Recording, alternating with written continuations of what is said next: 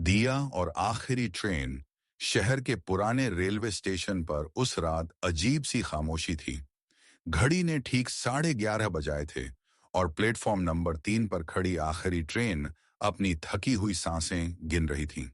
पीली रोशनी में सब कुछ थोड़ा धुंधला, थोड़ा सपना सा लग रहा था। दिया अपने हाथ में छोटा सा बैग पकड़े खड़ी थी। आंखों में डर भी था और उम्मीद भी।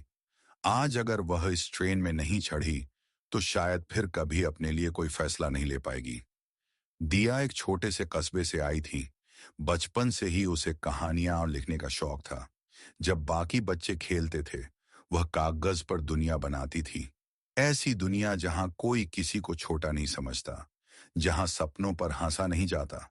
लेकिन जैसे जैसे वह बड़ी हुई, सपनों की जगह जिम्मेदारियों ने ले ली। घर वालों ने कहा, लेखन से पेट नहीं भरता। पड़ोसियों ने कहा, लड़कियों को ज्यादा उड़ना अच्छा नहीं। और दिया चुपचाप सब सुनती रही।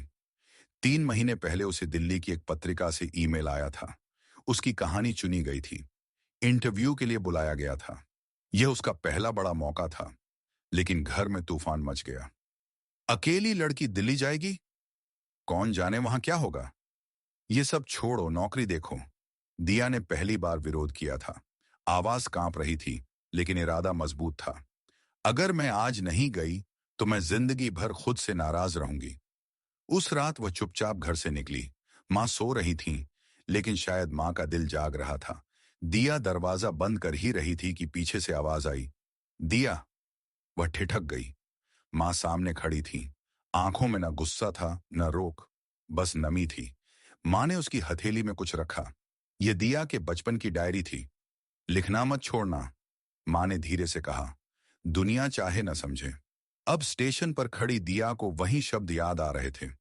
तभी बेंच पर बैठे एक बूढ़े आदमी ने उससे पूछा, बेटी, दिल्ली जा रही हो? दिया ने सिर हिलाया। डर लग रहा है, उसने सच कह दिया। बूढ़े आदमी मुस्कुराए। डर होना बुरा नहीं, डर बताता है कि सपना बड़ा है। सीटी बजी। ट्रेन चलने को थी। दिया का दिल जोर जोर से धड़क रहा था। एक पल को उसने सोचा, अगर सब गलत हो गया तो, अगर वह असफल हो गई तो। फिर उसने मां की आंखें याद की, अपनी डायरी के पन्ने याद किए, वे किरदार याद किए जो उसके शब्दों में जीते थे। उसने गहरी सांस ली और ट्रेन में चढ़ गई। खिड़की से बाहर देखते हुए स्टेशन पीछे छूटने लगा। कस्बा, डर, लोगों की बातें, सब धीरे धीरे अंधेरे में खो गए। लेकिन दिया के भीतर एक उजाला फैल रहा था। उसने बैग से डायरी निकाली और लिखा, आज मैंने अपने डर से पहले कदम रख दिया।